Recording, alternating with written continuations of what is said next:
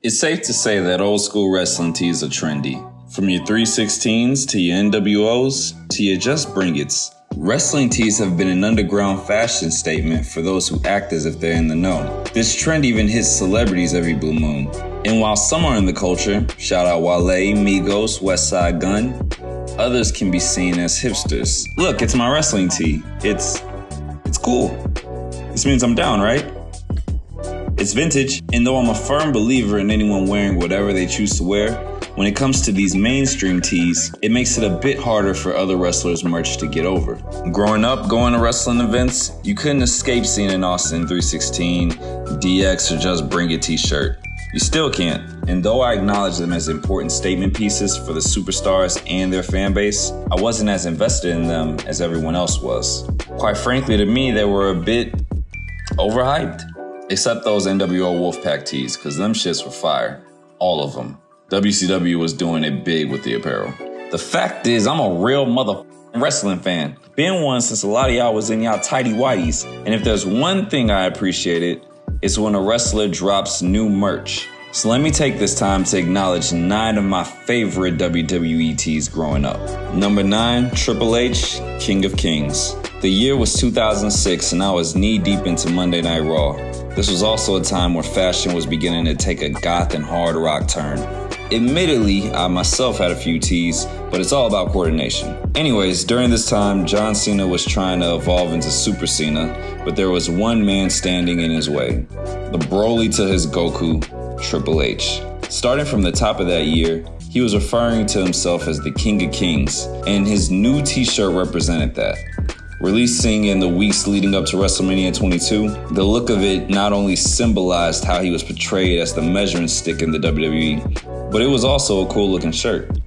It was one of those tees you could wear outside of a wrestling event, the type of shirt you can catch at a Hot Topic, and it's 2006. Hot Topic was the shit. What I really liked about it though, was it reminded me of the infamous tee Juicy J wore on the Stay Fly video, a tee that still stands the test of time. Number 8, Lita. Lita is dope. Lita has always been dope, and she was a trendsetter the moment she stepped in the WWE. Arguably, she had a bigger shine than Sable in China without having to perform in Playboy.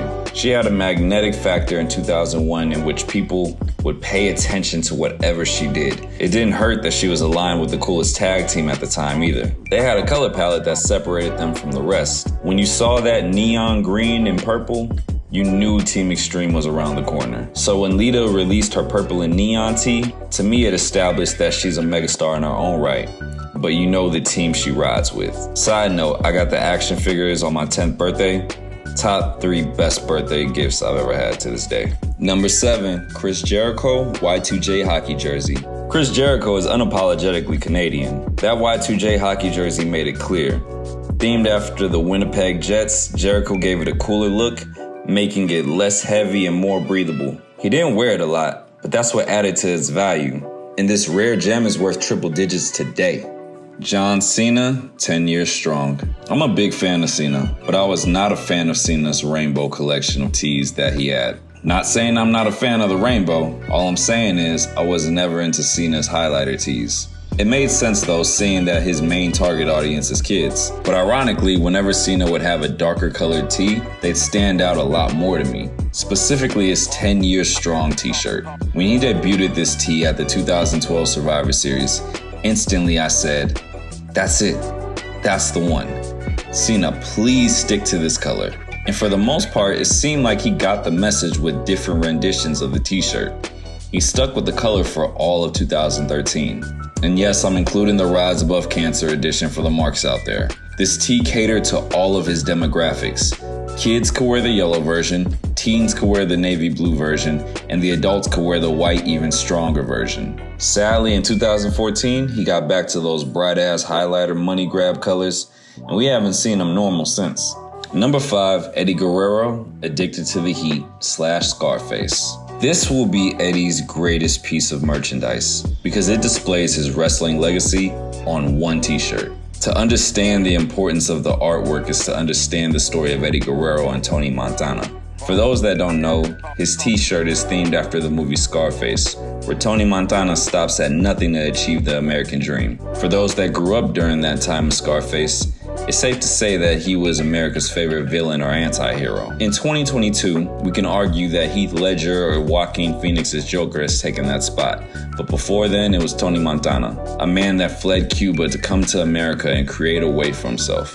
On this road to do so, he carried an aura of confidence and a by any means necessary attitude. This too was Eddie Guerrero's aura. From ECW to WWE, he was displaying he was the man, and he proved it whenever he was in the ring, putting on some of the best matches during his time.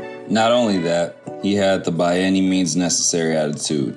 Hence the lie, cheat, and steal motto.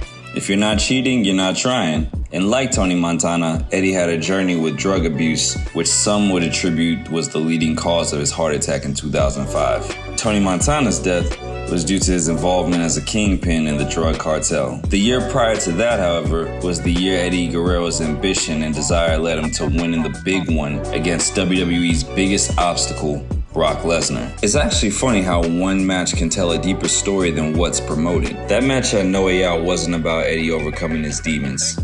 It was about someone coming from the bottom achieving the American dream.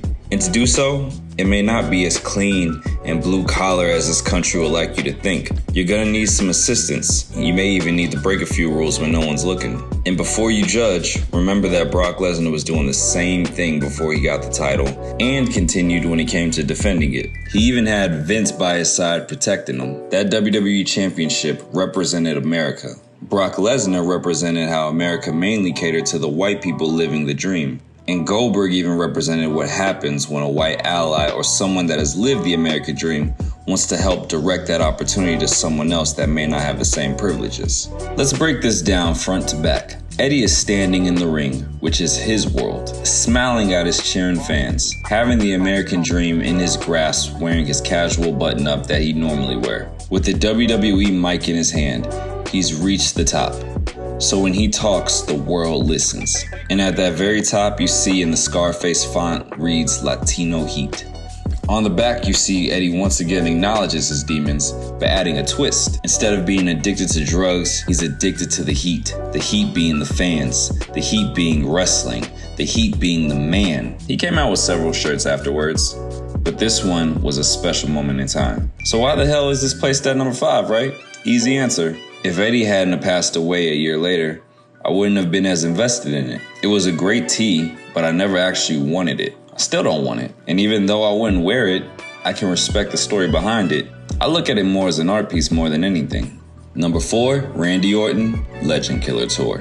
It's true, 2009 Orton was peak Orton, but 2004 Orton was the preview to that. From 2003 to 2004, Randy was going on a tirade on the mic about being the Legend Killer. But he didn't just talk about it. Week in and week out, he'd make a statement by laying out legends like Shawn Michaels, Booker T, Mick Foley, RVD, and Sergeant Slaughter, to name a few.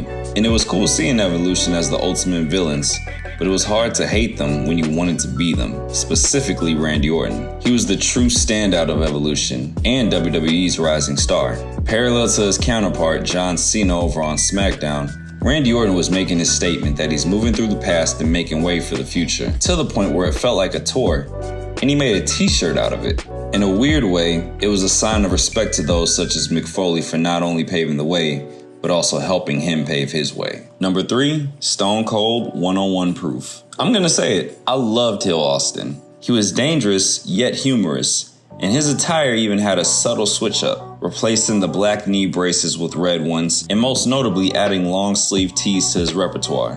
It was another example of how different he's become, and to this day, it's still a dope long sleeve tee. Hashtag B-Day request. Number 2, Undertaker 2001 tees. Before Roman Reigns was killing the merch biz with statement tees, his godfather Undertaker had done it first. It might have even done it better in 2001. 4 words, I'll make you famous. It gave the same thought I had when Mark Henry would always say, "That's what I do." That's catchy. He should make a shirt out of that. Only difference is, 1, Undertaker did it much sooner, and 2, he put this statement on the front of the damn shirt instead of the back. Why, Mark? Why would you put it on the back? Regardless, the famous tee, along with the Dead Man Inc. tee and the Respected by All tee, were once again tees you could wear in and out of a wrestling event. Throw on one of those pieces and lace them with a pair of Bred Ones, and you're good to go. Number 1, the Hardy Boyz, Twist of Fate. My oldest brother's favorite wrestler was The Rock. My second oldest brother's favorite wrestler was also The Rock. My best friend's favorite? You smelt it. The Rock. Mine was the Enigma Jeff Hardy. I like the Hardy Boyz. I felt like the Hardy Boyz were the true doers in wrestling. If this was music, they would be the punk rock band that's no longer underground, but they weren't quite mainstream, at least not yet. 2001, however, began to change all that. And this year, they doubled down on their stardom with TLC 2, their feud with the two-man power trip, and the highlight of it being Jeff Hardy beating Triple H for the IC title. The Hardy Boyz were at official boy band status, IC titles, European titles, light heavyweight, hardcore, and of course, tag team titles. In 2001, the Hardys mainly had it all, and it was summed up by 3 words: twist of fate. The Hardy symbol and the hand symbol intertwined with the bright neon green and purple pressed on the front and back. Unlike John Cena, these colors were consistent in their merchandise for years. The Hardy symbol was a lifestyle.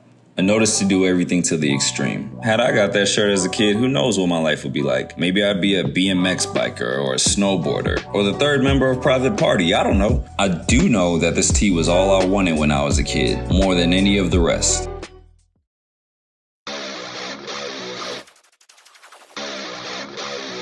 Bonus.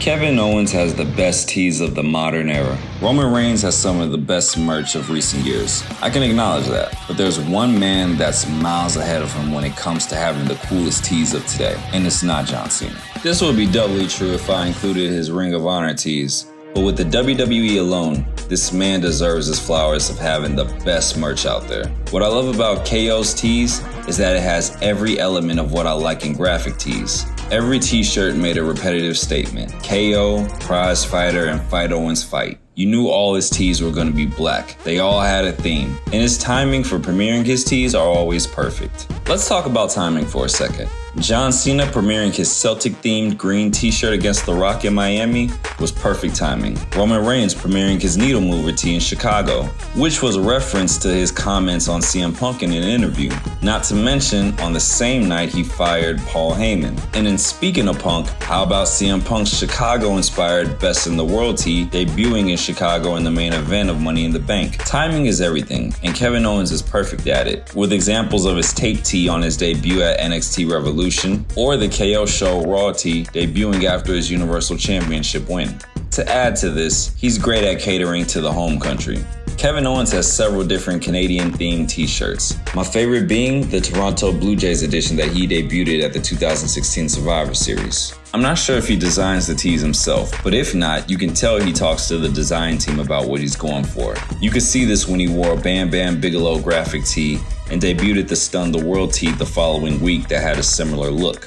He's consistent with cool designs and picking the right color palettes for his tees. Even the red one is cool. That being said, any one of the Prize Fighters, Stunner, or KO Mania shirts, I'll take for my birthday. Thanks in advance. But that's my list. Let me know yours in the comments below. Be sure to like, subscribe, and stay tuned to more In-Ring Basher. Peace and love, y'all.